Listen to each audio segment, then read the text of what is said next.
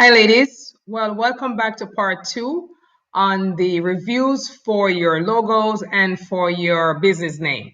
I thought I would have to do only two videos, but it looks like I may have to do a third one. But I'm going to stop after the next one and take a break from the reviews until a later date. But so many of you guys were responding to the post that I feel bad. So I will do the next seven that's on this train right here. But after that, I'm going to take a break and continue on my teaching on branding. So the next person we had up was Rona Coral. And Rona's business name is Senior Life Care. Rona, my first impression, and the reason why I asked is that your business name is because Senior Life Care to me describes what you're going to be doing, taking care of seniors. But the name itself it's not very, it's too plain for a company name. I hate to use the word pedestrian again, but it's a little bit pedestrian because it's not telling me, it's telling me senior life care, but it doesn't have any punch. I think when you're working with seniors, I think you want to have in your name or in your brand somehow caring, quality care, compassion, imagery like that. Just senior life care just sounds like, okay, I'm in the business of taking care of seniors. So I think you might want to go back to the drawing board with that, Rona, and perhaps submit some names on the in the group and let us see if we can help you narrow that in. But senior life care sounds too plain. That's my thought on that. Cindy Miller, Caregivers Rock, Patient Advocates. I love this name, Caregivers Rock. That just, to me, it says something. It says that you're a caregiver and you are going to rock what you're doing. And if I'm a potential customer, I'd be very intrigued as to what you're offering. I think what you should do is where you have Caregivers Rock, Patient Advocates, I think you should have Caregivers Rock, and then your tagline should be Patient Advocates with a heart, maybe, or Patient Advocates with something else, and incorporate that into your logo. Let's say you did Caregivers Rock, and then a tagline would be Patient Advocates with a heart. Then you could put your a heart in your logo, tie those two in. But Caregivers Rock should be your name, and then Patient Advocates with a heart or with compassion should be your tagline. But I love that. I love that name, and I would love to see a strong logo with that. Portia Ash. Portia, your name is Soy Milk and Hope. And your description says you're going to assist, single parents and college students in need within the state of North Carolina by providing resources and support as they face the obstacles of everyday life. Let me tell you what jumped out at me. The first thing I saw was soy milk. Soy milk, and I'm not quite sure what is your reasoning behind having soy milk in your name, but soy milk to me has some negative connotations. For example, I am a 52-year-old woman, and I was told to stay away from soy milk. It is bad for me. So when I see soy milk anywhere, I'm running in the opposite direction. And our brand and our logo and our business name should not have any type of negative tinge or connotation at all. So I don't like the soy milk. I'm not quite sure what that has to do with what you're describing here. You're providing resources. Soy milk it has too many it has too many negative connotations. It's too it's risky. It is risky. So I would go back to the drawing board with that, Portia, and come up with some other names. You're working with single parents, college students. There's many more options for that. Many more options for that. Betty Harris, your name was KHA''RIS Christian Academy. And the reason why I said KHA''RIS is because I wasn't quite sure how to pronounce it. Now that's going to be a problem. Is it Charis? I'm not sure if that's part of your name. Your last name is Harris, or you're trying to do a play on your name, Harris. Does Charis stand for something else? Does it have a deeper meaning? And how are you going to get a URL and a domain name with the apostrophe RIS? Is it going to be KHARIS? So I see a lot of confusion with that name. You're doing a Christian academy, you're doing a school of some sort. I think we need to find maybe a word that represents your brand. If you're trying to offer affordable Christian education, or if you're trying to offer something that's more exclusive, or then I think you should perhaps put that in your business name. Let your business name entice the potential clients to take a step further. Your potential students or potential parents to take a step further. But KHARS, to me, I see problems with your branding and your URLs and your domain name later on with that. Just my thoughts. I think we should, for example, my kids went to a Christian school called King's Academy. You know what? As a parent, when they were in middle school, I wanted them, to learn about God. So King's Academy, King God, King Jesus, that did it for me. And I think you want to be able to attract that sentiment, that emotion from your would-be clients. Elizabeth, you have no plans, business plans. You're here for personal destiny. Great. Tamika, you also had an interesting name. It said Strawberry Heal. Strawberry Heal, acronym helping evolving around love. We're overcoming obstacles that change lives as my mission to give back to domestic violence survivors and their children. Okay, so I asked the question, is Strawberry part of your name?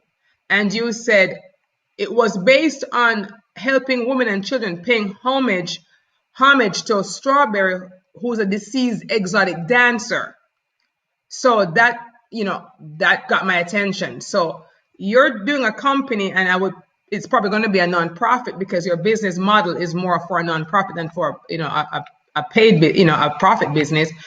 But if you're going to be doing a nonprofit or even a for-profit, you're paying homage to a Strawberry, who's a deceased exotic dancer that was involved in some scandal with the Kwame Kilpatrick. And I'm thinking, what am I missing here, Tamika? You're going to be working with children and women who are struggling.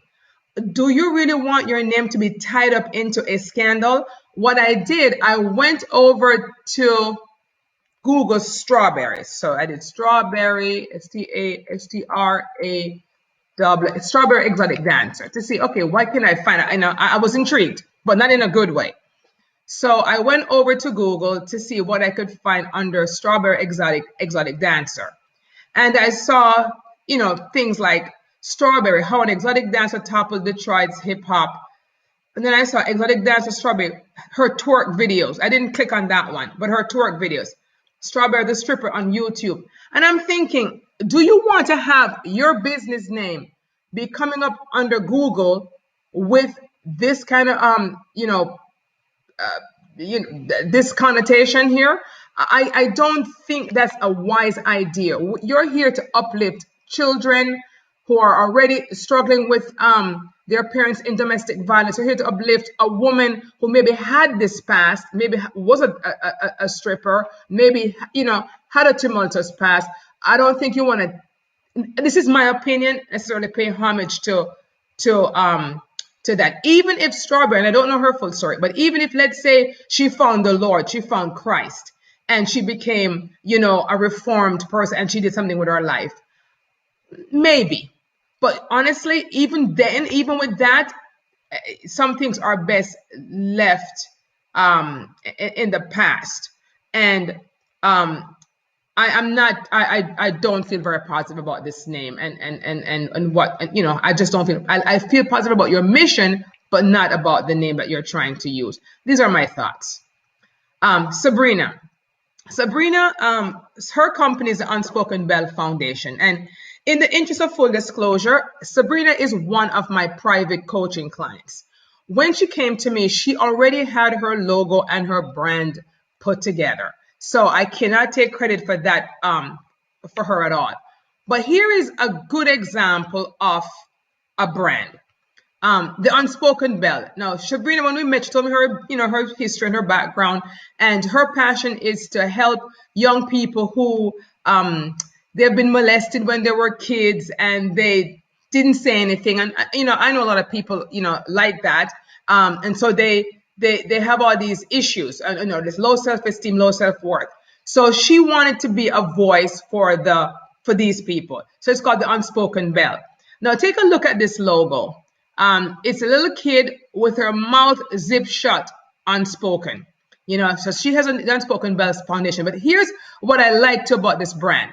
Now, her domain name is theunspokenbell.com. Okay, so right there, she's branding that. Her email address, which is a Gmail address, is theunspokenbell@gmail.com. So everywhere you look, you're going to see this Unspoken Bell.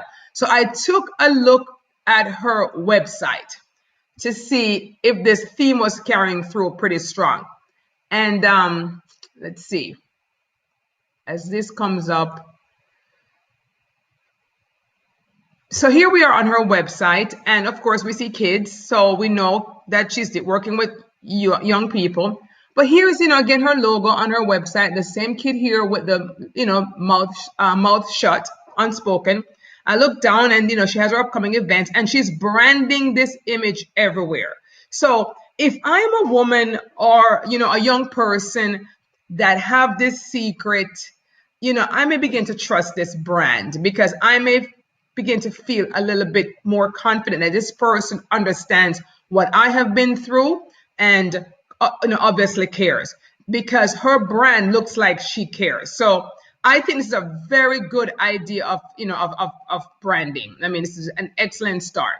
But again, Sabrina's one of my clients, but honestly, I can't take credit for her brand. She came to me with her brand already. But I think that's a nice picture of a brand. Laura, I think you say, okay, you didn't have a company name as yet. You're still playing around with your name, so we'll skip you for a moment. Linda Taylor. Linda, I loved your name. Spirit of Excellence Cleaning Service. It says what it is. Spirit of Excellence. And I thought, well, for your clients who are more Christian or more spiritual, they will be attracted by the word spirit. Okay, they'll get that. They'll get that hidden meaning.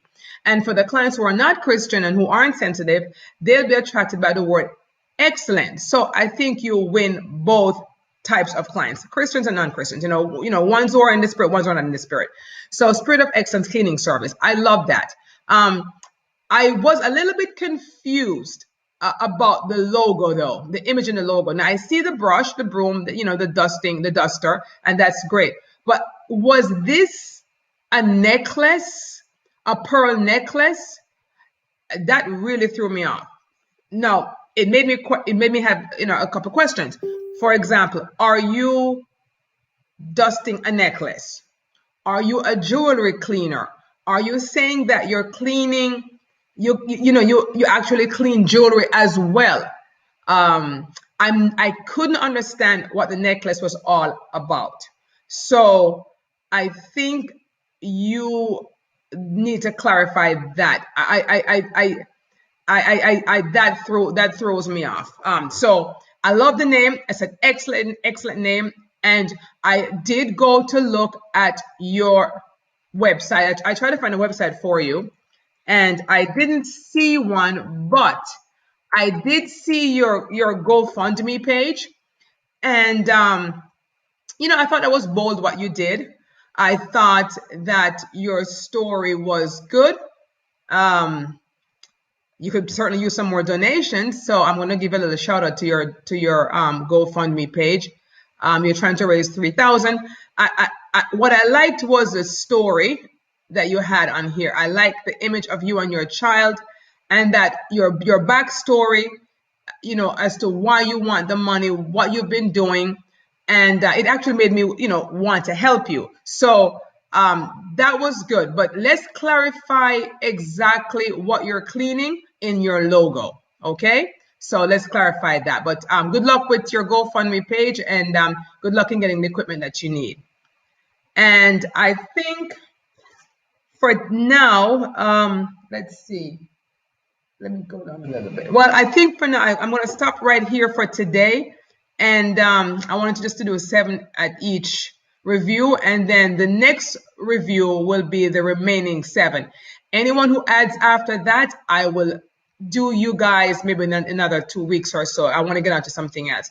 And as I mentioned the word backstory, I really think it's so important that we all have a backstory for our business, but we'll talk about that in another video. All right. Thank you for watching, and have a wonderful weekend. God bless.